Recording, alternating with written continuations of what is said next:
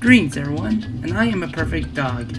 I would never mess up my lines, even as simple as such as just messing up one of my lines in the middle of a recording, or messing up one of my intros. Right? Yeah, wrong. I tend to make a lot of mistakes with my wording, and my vernacular does not like me sometimes. So, yeah. It's the first year of the first anniversary of the Grapple Force Rain Let's Play. So, where was that button? Oh, darn it.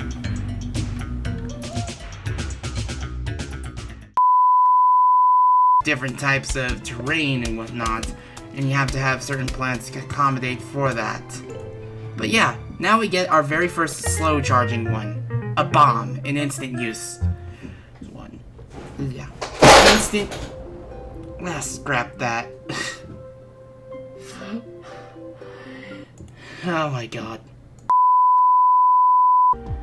I remember playing this game and my first thought was, boy, where was I going with this?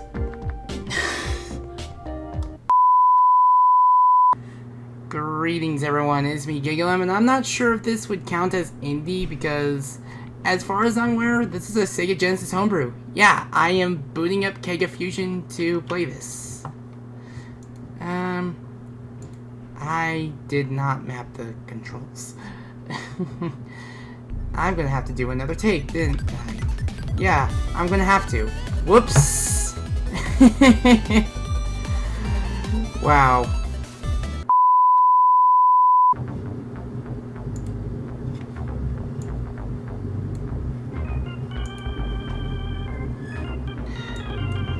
Let's scrap that. Okay, I'm saving that because, wow.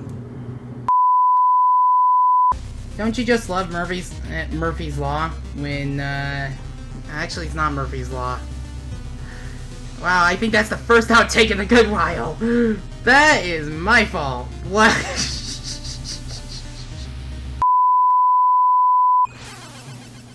Okay, forget it. This is gonna be another blooper. God.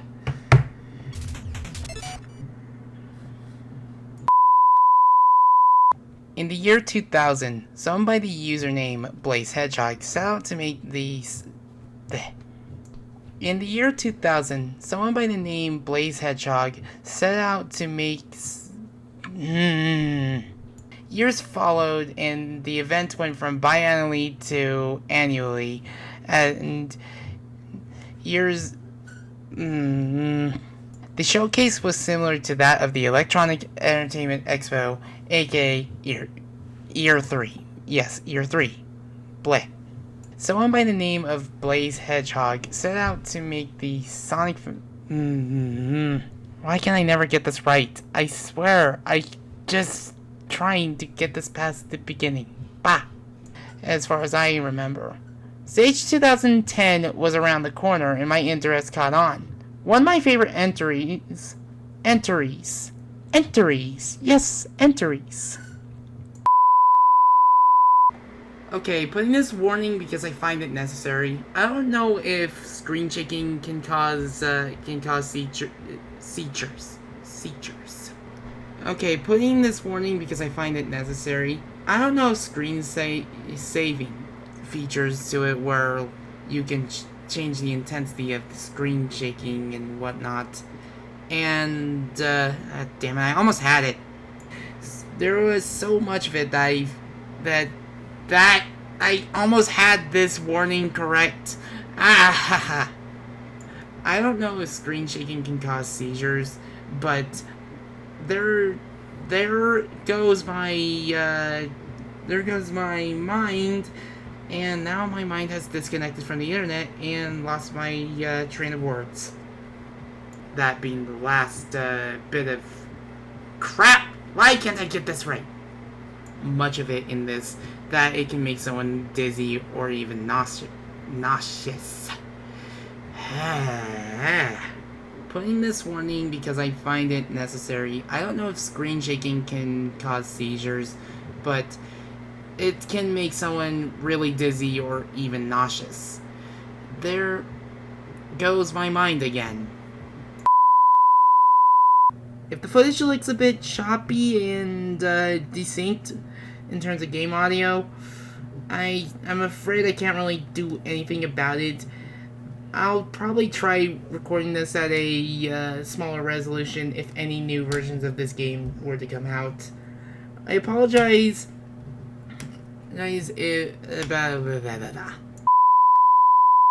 But I am happy with how things turned out with this Sage, and my words have stopped coming. And I don't know if this is going to be a yearly thing. It'll only depend on how my train of thought continues to derail. There's that. It just depends on when it's around or the timing of said thing. Now, I keep stumbling on my words. I really wish I wrote this all down beforehand. Do have some things I want to say before talking about my favorites with this year. I do a hole in my head and words just fell out and stopped coming to me. Recording, damn it. Recording the video, crap. In terms of outfits, I would like to see Zem and Guy Fieri wear. Even if it's not called Zem Fieri, just seeing Zem in Zem bleh. He's not a husky mix bleh. Just seeing Zem. I did it again. Ah. Just seeing Zem. Just seeing Zven. Can I stop doing this? You know what? That's another outtake. Why? Just why? I screwed that up 3 times. Ah!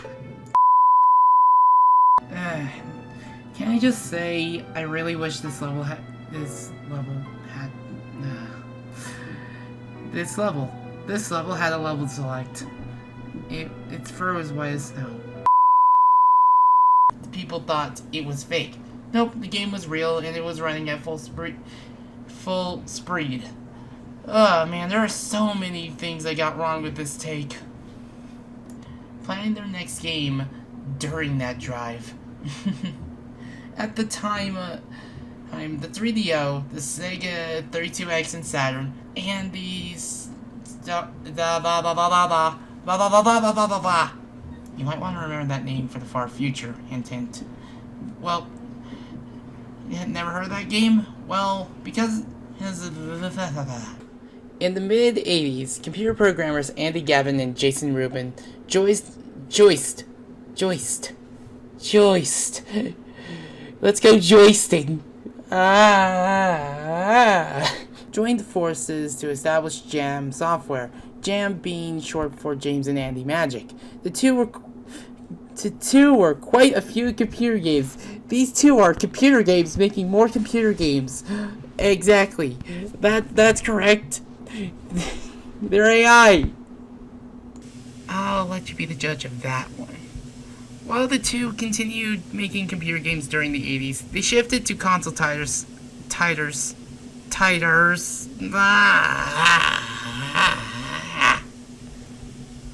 Enter Mark Cerny of Universal Interactive Studios. He signed a deal with Andy and Gavin. Andy and Gavin. Which, by the way, was recorded in Jason's apartment. We're not at that fun fact yet, but during the foaming at the mouth. We're not that fun fact yet, but during the mocap filming of the game, people in the building thought the two were filming, and I wish I was.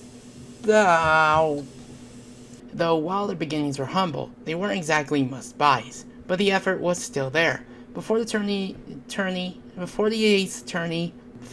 the 90s, the company was rebranded to Naughty Dog, complete with their mascot.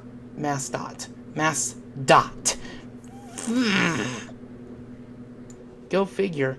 Come September 9th, 1996, Crash Bandicoot launched with massive success, being the PS1's bestseller for the system. With over 6 million units sold, Naughty Dog was put on the map, and it was only natural to improve upon the formula of the game this game establishes. But this was just game number 1 of 3. Contract. Thank you, voice, for giving on me. I almost had it. Damn it! In the mid-80s, computer programmers Andy Gavin and Jason Rubin joined forces to establish Jam Software, Jam being short for James and Angie. The target console for the 3-game deal was the Sony PlayStation for its quote-unquote sexy nature, as well as the lack of a mascot for the system. One PlayStation dev kit later in the company began work on the first of 3 games, hiring staff and designing the character and the game itself. They even had a former Sunsoft employee be a producer. The character went through many. In the mid-80s, computer programmers Andy Gavin and Jason Rubin joined forces to establish Jam Software, Jam being short for James and Andy Magic. The two were. I swear if I start yelling, I'm going to sound like Nolan North. We'll jump to 1994 with the development of I'll let you be the judge of that one. While the two continue with computer games during the 18 Naughty Dog was almost bankrupt at that point. And what was the thing that changed for the better? Enter Mark Cerny of Universal Interactive Studios. He signed a deal with Andy and Jason to produce and create 3 games for the system. In the mid-80s, computer programmers Andy Gavin and Jason Rubin joined forces to establish Jam Software, Jam being short for James and Andy Magic. The two were quite smooth. You might want to remember that title's name for the far, far future. Hint, hint. Never heard that game? Well, me neither. And guess what? No one ever... No... Alright, let's continue. He signed a deal with Andy and Jason for 3 games, and the two moved out from California, driving... They moved to, not from, to California. No, they drove all the way to freaking Boston. Which, by the way, was recorded in Jason's apartment. We're not at that fun fact yet, but during the Anyways, Naughty Dog was almost bankrupt at that point, and what was the thing that changed for the better? Enter Mark Cerny of Universal Interactive Studios. He signed a deal with Andy and Jason. The two made quite a few computer games, though while their beginnings were humble, they weren't exactly must-dies. This freaking recording process wants me to die. They weren't exactly must-buys. 1991, 1994, 1994. Stop screwing this up.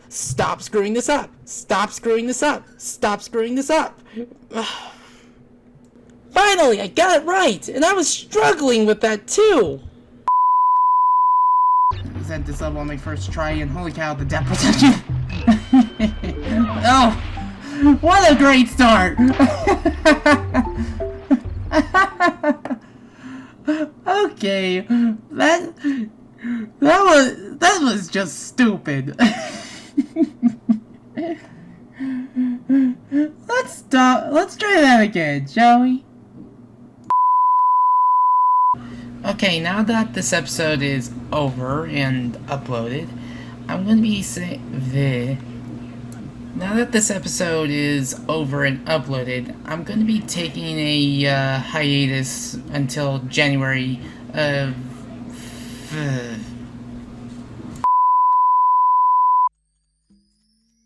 Yeah, as you can tell, my recordings don't always go as smoothly as one would wish.